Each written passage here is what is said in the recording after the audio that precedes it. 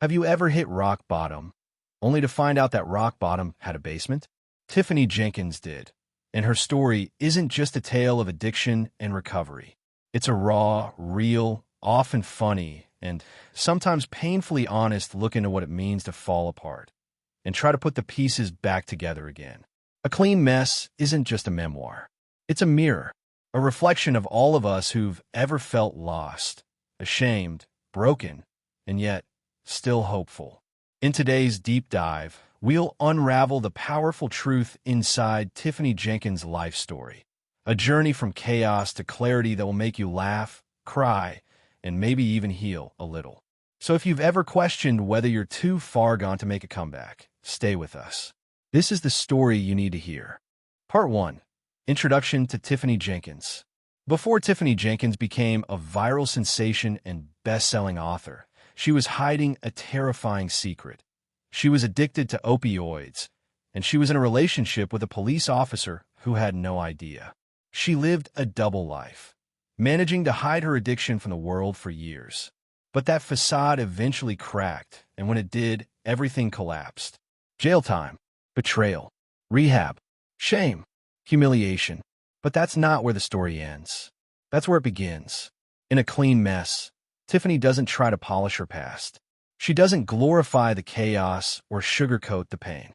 What she offers is unfiltered truth, layered with sharp humor, emotional vulnerability, and gut-punch honesty. She tells us, I don't want to inspire you with a cleaned-up version of my life. I want to show you the wreckage, because the wreckage is real, and so is the recovery. Her willingness to be imperfect is what makes this story so powerful. And it's that same imperfection that draws us into the opening pages of the book, where the past and present collide in a moment of fear, anxiety, and gut instinct. Part 2. Present-day breakdown. We're thrown straight into Tiffany's life in the present day. She's backstage in Omaha, about to perform as part of the My Name Is Not Mom comedy tour. The crowd is waiting. The lights are ready, but her mind is somewhere else entirely. She gets a text from her husband, Colin, short and vague. Hey babe, some of the guys here are making some stupid decisions. Not me, but I just wanted to let you know in case you heard it from some of the other wives. It's the kind of text that doesn't give you answers, it gives you anxiety. And Tiffany's gut knows immediately something is wrong. These aren't just guys. These are men she and her best friends met through recovery. They're husbands, sober men with nearly a decade clean, now partying in Las Vegas for a bachelor weekend. Colin had never sent a message like that, not in 10 years of marriage. And now, minutes before going on stage, he's being cryptic. She tries to call. No answer.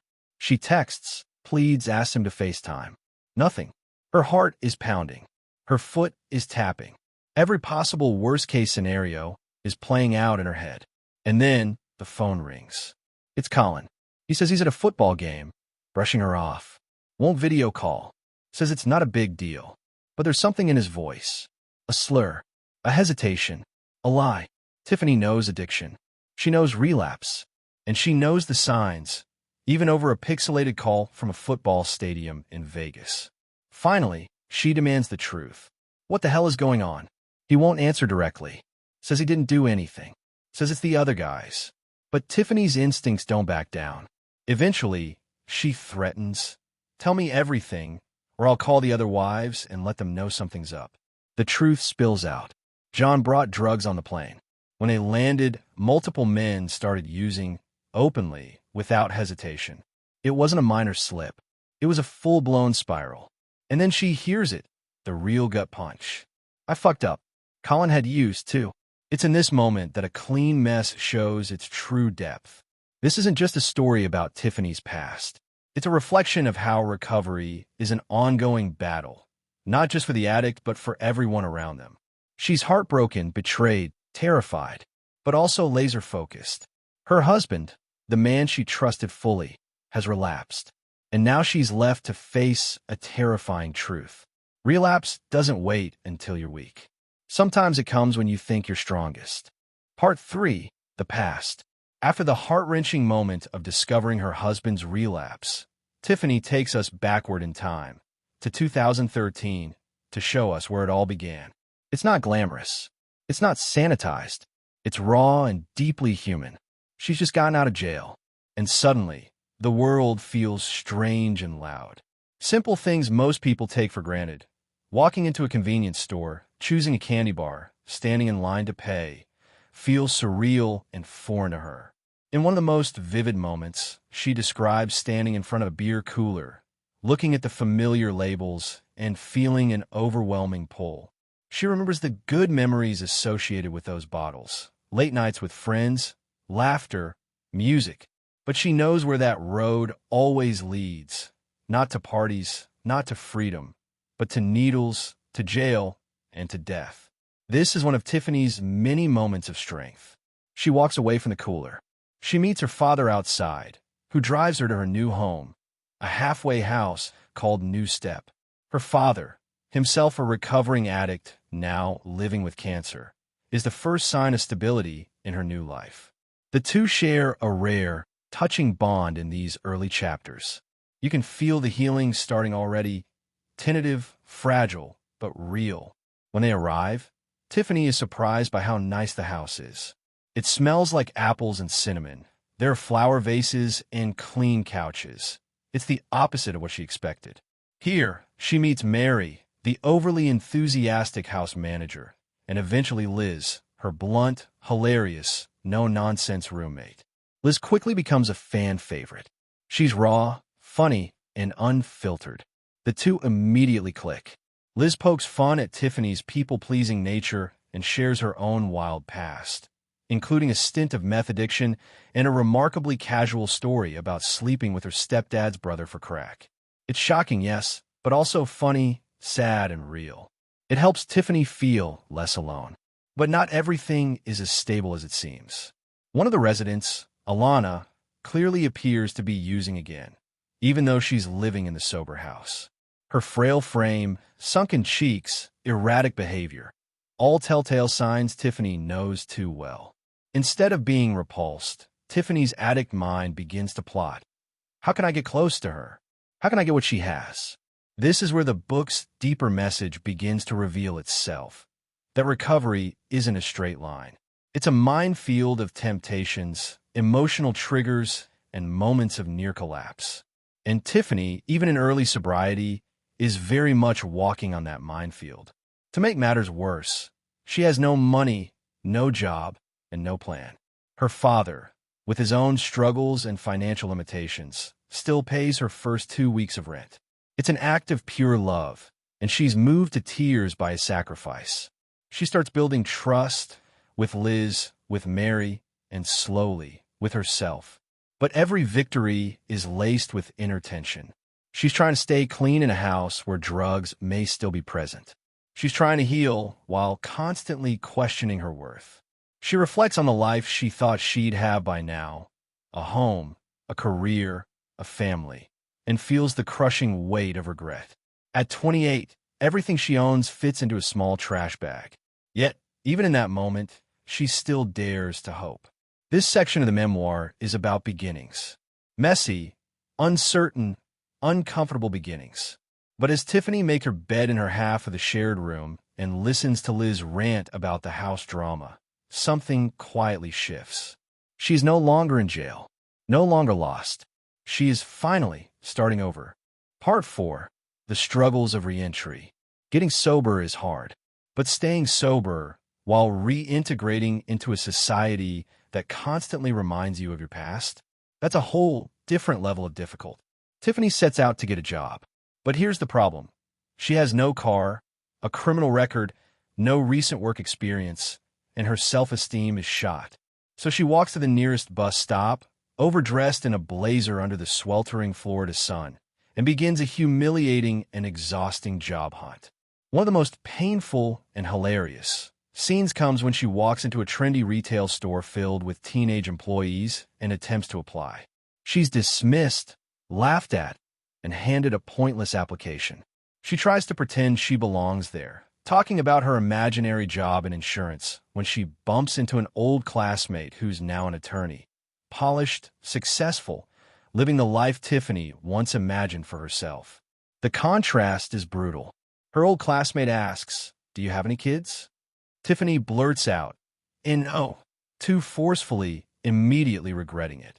Her sense of inadequacy screams through every interaction.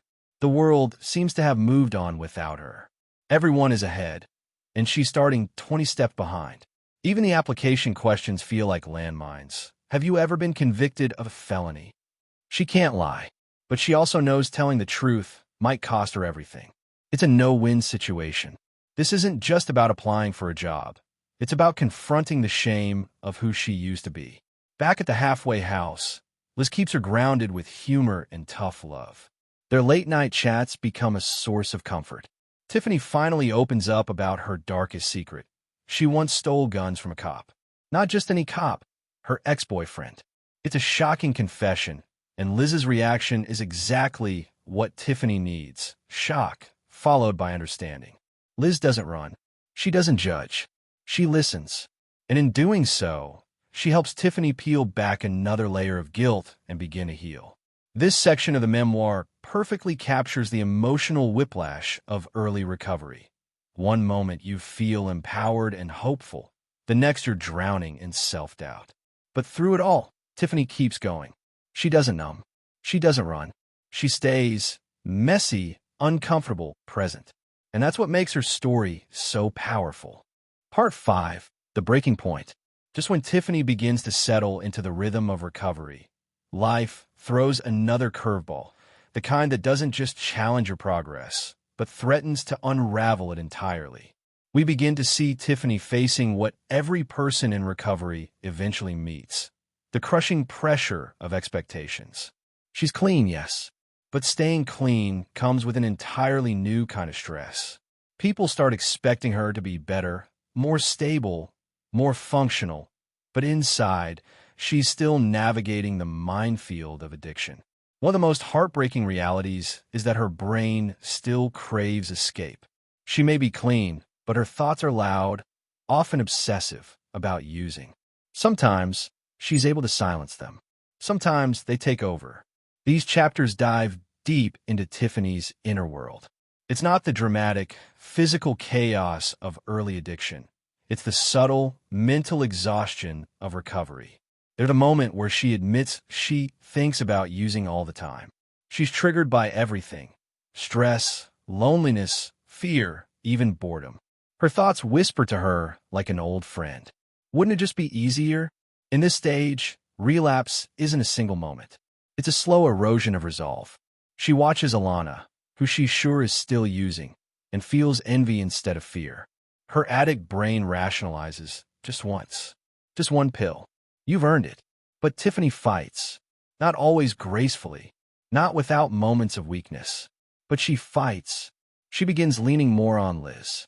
Their relationship becomes more than just roommates. It's a support system, a team. Liz holds her accountable, keeps her laughing, and reminds her why she started this journey. But even Liz can't erase the shame Tiffany carries. A powerful scene in this section involves Tiffany applying for a job, again, and being forced to confront the reality of her criminal past.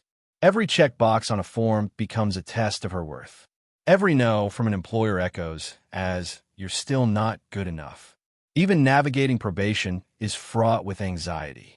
Tiffany worries about drug testing, about saying the wrong thing, about being judged by people who only see her as a case file, not a human being trying to rebuild. The title of the book begins to take shape here. A Clean Mess. Because Tiffany's life, while clean from substances, is still undeniably messy. Her thoughts, her relationships, her shame, her doubts, they're all tangled together. But it's an honest mess, a healing mess, and that's what makes it beautiful. Part 6, coming full circle. As the memoir progresses toward its final act, we see a deeper transformation unfold, not just in Tiffany's actions, but in her identity. She's no longer the woman just trying to not use. She's becoming someone who wants to live. Not just survive, live. Her relationship with Colin, though strained and shaken by his relapse, forces her to confront another layer of her recovery: boundaries. It's easy to preach forgiveness or support when you're outside the chaos. But when it's your own partner, someone you love, someone who is supposed to be safe, the rules get blurry. Tiffany doesn't spiral like she once would have. She doesn't scream or run. Instead, she sets boundaries with heartbreaking clarity. She tells Colin what she needs. She tells him what she won't tolerate. And most importantly, she protects her sobriety above all. Through this, we see Tiffany's growth, not as a perfect, healed person, but as someone finally choosing herself. She keeps attending meetings. She keeps working. She keeps showing up, not for perfection, but for progress.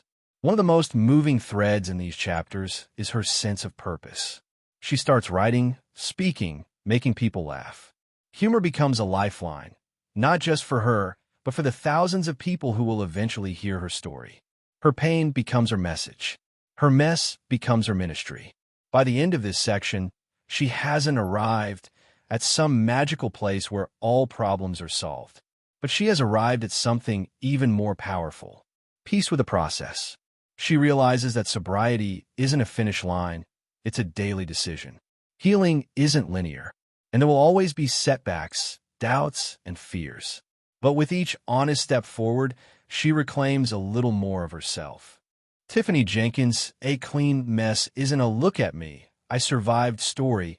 It's look at this mess and how I'm trying to clean it up one honest day at a time. It's hilarious, raw, painful, empowering, and deeply human. The biggest lesson? Healing isn't pretty. It's clumsy, chaotic, and full of setbacks. But it's worth it, especially if you surround yourself with people who call you out, laugh with you, and love you at your worst. If you enjoyed this summary, don't forget to like, subscribe, and let us know which book we should cover next. And remember, no matter how far you've fallen, there's always a way back. Thanks for watching.